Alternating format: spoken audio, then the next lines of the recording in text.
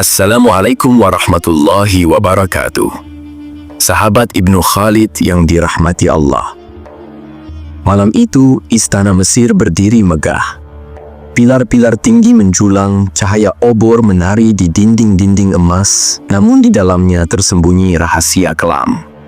Sang Raja Fir'aun, manusia yang mengaku sebagai Tuhan, sedang menanti malam pertamanya bersama wanita yang ia dambakan, Asiyah binti Muzahim. Wanita itu terkenal anggun, berhati lembut, dan bercahaya dengan iman yang kelak Allah abadikan dalam Al-Quran. Namun malam itu bukan malam biasa. Iblis, musuh abadi manusia, datang dengan tipu daya. Dengan wajah menyerupai Asiyah, ia masuk ke kamar Fir'aun. Sebuah simbol dari bagaimana setan sering menyamar dalam bentuk yang paling kita inginkan. Bayangkanlah, sang raja yang angkuh, yang tidak mengenal rasa takut, kini tak menyadari bahwa ia sedang berhadapan dengan makhluk terkutuk. Iblis berdiri di hadapannya, tersenyum dengan wajah lembut seolah benar-benar istrinya sendiri. Inilah malam simbolis yang menggambarkan puncak kehinaan seorang manusia yang menolak Allah. Malam pertama Fir'aun ternyata bersama iblis, bukan dengan wanita syalihah yang ia sangka. Kisah ini bukan sekadar dongeng. Ia adalah isyarat dari Allah bahwa setiap nafsu yang dilepaskan tanpa iman akan menyeret manusia pada pelukan setan. Bahwa keangkuhan, kekuasaan, dan syahwat jika tidak dikendalikan hanya akan berakhir dalam cengkraman iblis yang menipu. Malam itu, kamar Fir'aun berubah menjadi arena perjanjian gelap. Setiap sentuhan penuh nafsu hanyalah tali yang makin mengikat dirinya pada setan. Setiap bisikan rayuan yang terdengar bukanlah suara cinta, melainkan mantra kutukan yang menjerat hatinya. Dan inilah simbol terbesar, Asiyah sejati, istri Fir'aun yang beriman, tidak pernah disentuh oleh tangan keji itu. Allah memeliharanya sebagaimana Allah memelihara kesucian Maryam. Maka apa yang Fir'aun gauli malam itu hanyalah fata morgana, jelmaan iblis, cermin dari kehinaannya sendiri. Sahabat, bukankah ini pelajaran yang sangat dalam? Banyak orang di dunia kini terjerat oleh bayangan yang mereka kira kebahagiaan, harta, wanita, tahta, kesenangan. Padahal semua itu bisa saja hanya wajah iblis yang menyamar. Kisah malam simbolis Fir'aun ini seakan berkata, siapapun yang menolak Allah, siapapun yang menuhankan dirinya, maka malam-malamnya hanyalah malam bersama setan, meski ia merasa sedang meraih kenikmatan. Dan dari sinilah kita akan mengurai 5 bagian pembahasan. Pertama, simbol malam pertama Fir'aun, bagaimana iblis menyamar dan makna di baliknya. Kedua, Asiyah yang sejati, wanita suci yang tidak tersentuh kekejian Fir'aun. Ketiga, syahwat sebagai jalan iblis, bagaimana setan menjebak manusia melalui nafsu. Keempat, istana yang gelap, simbol dari hati yang kosong dari iman meski penuh kemegahan dunia. Kelima, pelajaran bagi kita bagaimana agar kita tidak menjadi Fir'aun kecil dalam kehidupan kita. Sahabat Ibnu Khalid, mari kita renungkan bersama. Siapkah kita membuka tabir gelap ini? Malam yang tampak indah, namun sesungguhnya adalah malam kehinaan. Malam pertama Fir'aun bersama iblis. Sahabat Ibnu Khalid rahimakumullah. Pada suatu malam yang tenang di istana megah Mesir, Fir'aun berjalan di lorong panjang yang penuh dengan patung-patung berhala dan simbol-simbol kejayaan dirinya. Namun di balik semua kemegahan itu, batinnya sebenarnya kosong. Ia haus akan pengakuan, haus akan kendali, dan tak pernah puas dengan pujian manusia. Malam itu menjadi lambang gelapnya jiwa manusia yang menjadikan diri sebagai Tuhan di atas bumi. Dalam bahasa simbolik, malam itu bukan sekadar malam fisik, melainkan malam ruhani, ketika cahaya iman padam dan kegelapan hawa nafsu menyelimuti hati. Allah menggambarkan keadaan hati yang keras dalam Al-Quran. Kemudian setelah itu, hatimu menjadi keras seperti batu, bahkan lebih keras lagi. Quran Surat Al-Baqarah ayat 74. Fir'aun yang keras hatinya bagaikan seorang manusia yang telah menutup semua pintu cahaya, hingga yang bisa masuk hanyalah bayangan-bayangan syaitan. Disinilah muncul simbol iblis wanita. Bukan berarti setan benar-benar menjelma perempuan untuk digauli, melainkan sebuah perumpamaan tentang godaan yang menyamar dalam bentuk keindahan dan kelembutan. Nafsu dunia seringkali masuk lewat hal-hal yang tampak indah, namun di baliknya terdapat racun yang mematikan. Dalam tafsir para arif billah, godaan ini dilambangkan dengan sosok yang menipu pandangan. Ia terlihat seperti kebaikan, padahal hakikatnya adalah kebinasaan. Malam itu, Fir'aun menyambut godaan tersebut dengan penuh nafsu. Ia mengira bahwa yang ia miliki adalah sesuatu yang suci dan indah, padahal yang dipeluknya adalah racun yang membinasakan. Inilah makna dari malam pertama Fir'aun bersama iblis.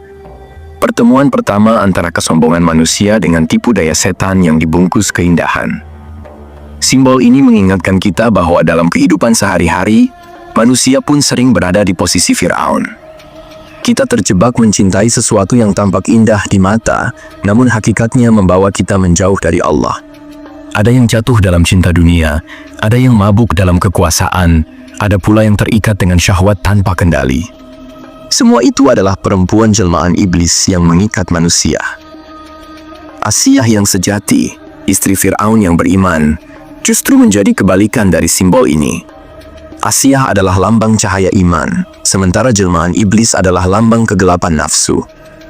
Maka peristiwa ini bukan kisah nyata, tetapi pertarungan simbolik.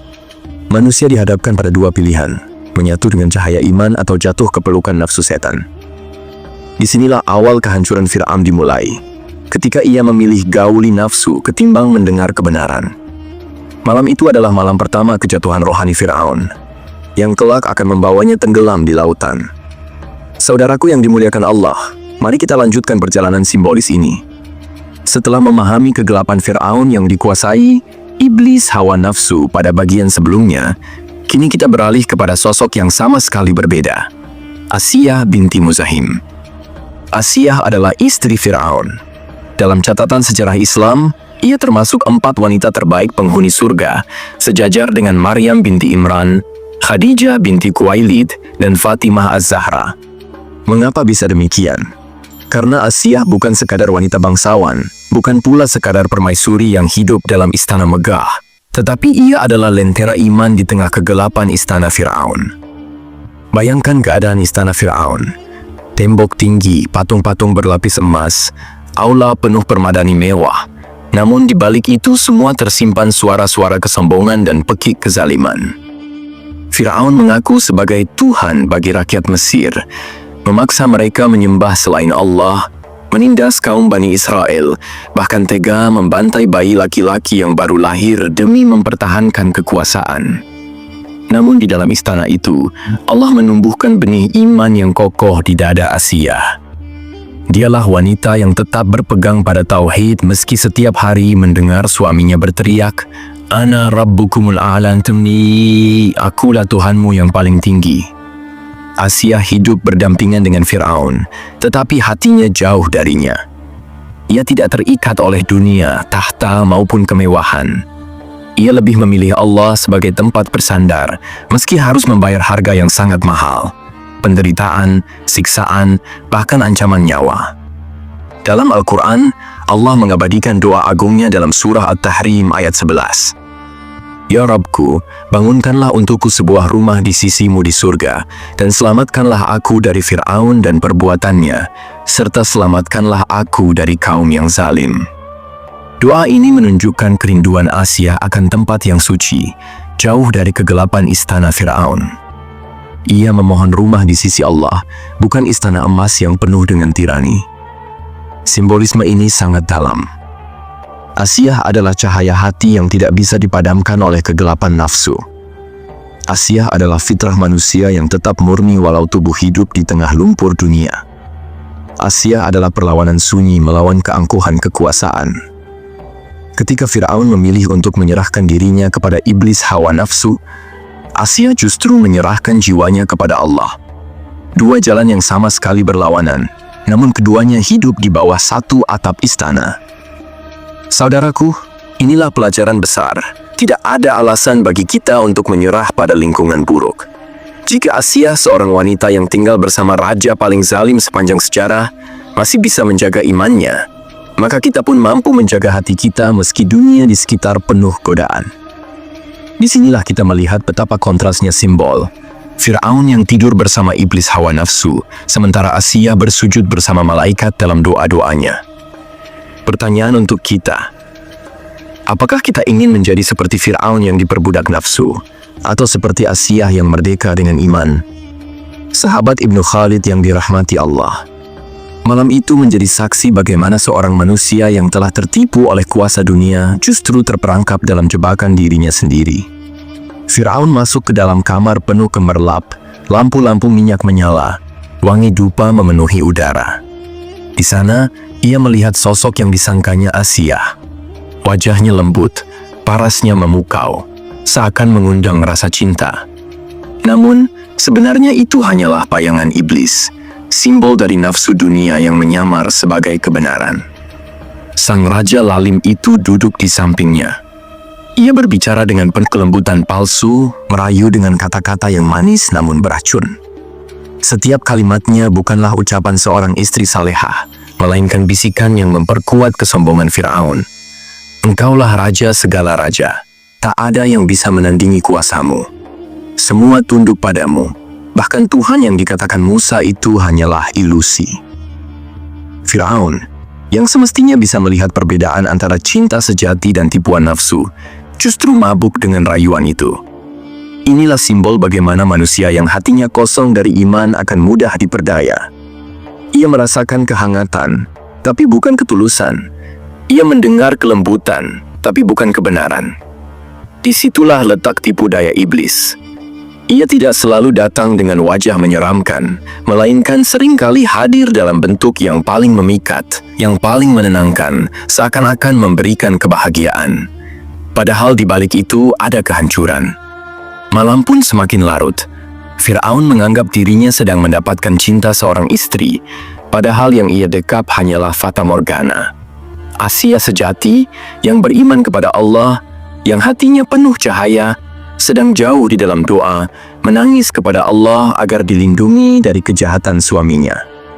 Kontras ini begitu kuat.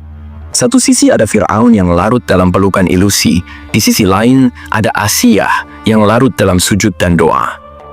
Inilah simbol pertarungan batin manusia. Apakah kita akan memilih godaan dunia yang menipu?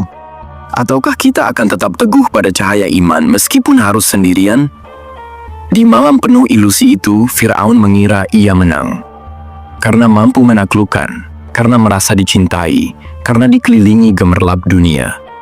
Namun sejatinya, di malam itu pula ia kalah. Karena tidak mampu membedakan antara cinta sejati dan tipuan iblis. Sahabat Ibnu Khalid rahimakumullah. Malam itu Fir'aun kembali ke istana dengan wajah penuh kebanggaan.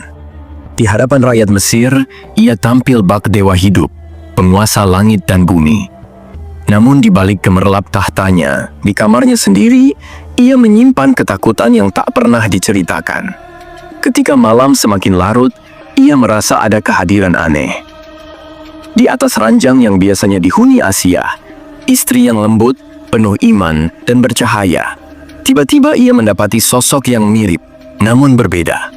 Wajahnya serupa Asiyah, senyumnya sama, namun matanya memancarkan sesuatu yang lain. Kegelapan, hawa nafsu, dan tipu daya.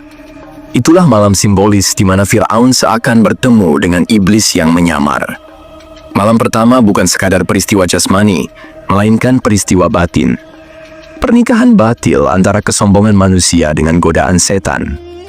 Fir'aun tidak menyadari bahwa yang ia hadapi bukanlah Asiyah sejati, melainkan bayangan yang diciptakan iblis dari hasratnya sendiri. Ia mendekat, terpesona oleh rayuan. Dan dalam gelap itu, terjadilah penyatuan simbolis. Bukan tubuh yang bersatu, melainkan jiwa Fir'aun yang menyerahkan dirinya sepenuhnya kepada bisikan kegelapan. Sejak malam itulah, dalam simbol cerita, Fir'aun menjadi suami dari kesombongan. Ia tidak lagi berpikir sebagai manusia biasa. Ia terikat dalam akad yang tak tertulis, akad dengan iblis. Maka dari hari ke hari, sikapnya semakin congkak. Ia mengangkat dirinya sebagai Tuhan, menolak seluruh kebenaran yang datang dari Allah melalui Musa. Yang lebih menyedihkan, Asia yang sejati berada dalam istana yang sama, namun hatinya berdoa keras kepada Allah agar tidak disentuh dan dikotori oleh kesombongan suaminya. Asia melambangkan cahaya iman, sementara sosok iblis wanita yang menyamar itu melambangkan kegelapan. Firaun sendiri berdiri di tengah. Ia punya pilihan, namun ia memilih menyatu dengan kegelapan. Malam simbolis itu adalah peringatan. Setiap manusia punya malam pertama bersama pilihannya. Apakah ia akan bersama cahaya atau kegelapan? Apakah ia akan menyerahkan dirinya kepada iman atau kepada hawa nafsu? Dan Firaun sudah memilih. Malam pertamanya adalah malam pernikahan ruhani dengan iblis. Sejak saat itu, ia bukan sekadar raja tiran, tapi simbol manusia yang dikuasai setan, hingga tidak bisa lagi membedakan mana kebenaran dan mana kebohongan. Saudaraku yang dirahmati Allah, pada akhirnya, kisah malam pertama Firaun dengan Asia palsu adalah simbol dari kebinasaan nafsu yang tidak pernah terpuaskan. Iblis menyamar, bukan untuk sekadar memperdaya, tetapi untuk menyingkap hakikat kehinaan manusia yang sombong. Firaun merasa telah memiliki wanita suci dalam genggamannya. Ia yakin telah menundukkan keteguhan iman seorang wanita yang begitu mulia. Tetapi yang sebenarnya ia gauli hanyalah bayangan, ilusi, dan tipu daya. Ia tidak mendapatkan cinta, tidak menemukan kebahagiaan, bahkan tidak meraih kehormatan. Yang ia temui hanyalah kehampaan. Inilah simbol malam pertama yang sia-sia. Malam ketika seorang manusia berpikir akan menemukan puncak kenikmatan, tetapi justru tenggelam dalam kehinaan. Itulah hakikat dunia yang dijanjikan iblis. Indah di permukaan, busuk di dalam. Seperti sebuah permata yang ternyata hanya kaca murahan. Seperti madu yang di dalamnya bercampur racun. Firaun, dengan segala keangkuhannya, mengira dirinya penguasa. Padahal di balik pintu kamarnya sendiri, ia hanyalah budak nafsu dan tawanan iblis. Ia tidak benar-benar berkuasa, ia tidak benar-benar menang. Karena siapapun yang dikuasai syahwat, maka dialah hamba yang terhina. Sementara itu, Asia yang sejati, istri Firaun yang beriman, tetap berdiri dalam kemuliaan. Ia tidak tersentuh oleh tipu daya itu, karena Allah melindunginya. Justru ia menjadi bukti bahwa wanita beriman mampu menjaga kehormatan, meski berada dalam istana penuh dosa. Ia mampu bersinar di tengah kegelapan, seperti cahaya lilin yang tak bisa dipadamkan angin. Saudaraku, kisah simbolis ini mengajarkan kita bahwa syahwat yang tidak dikendalikan akan menjatuhkan derajat manusia. Bahwa iblis tidak pernah tidur, ia menipu dengan bayangan, membuat dosa tampak indah. Bahwa kemenangan sejati bukan pada kuasa tubuh, harta, atau tahta, tetapi pada kemampuan menundukkan hawa nafsu. Bahwa wanita beriman adalah simbol kemuliaan. Ia terjaga bukan karena dinding istana, tetapi karena penjagaan Allah. Bahwa Firaun mati membawa kehinaan, karena malam-malamnya dipenuhi tipu daya, bukan keberkahan. Maka, janganlah kita terkecoh oleh ilusi dunia. Jangan sampai kita sibuk mengejar bayangan, tetapi kehilangan cahaya yang sejati. Ingatlah, syahwat yang tidak dikawal iman hanyalah jalan singkat menuju kehancuran. Saudaraku, mari kita berdoa. Ya Allah, lindungilah kami dari tipuan iblis, hiasi hati kami dengan iman, dan jadikan syahwat kami tunduk pada aturan-Mu. Jangan biarkan kami menjadi seperti Firaun yang terjebak dalam ilusi, tapi jadikanlah kami seperti Asia yang teguh dalam keyakinan.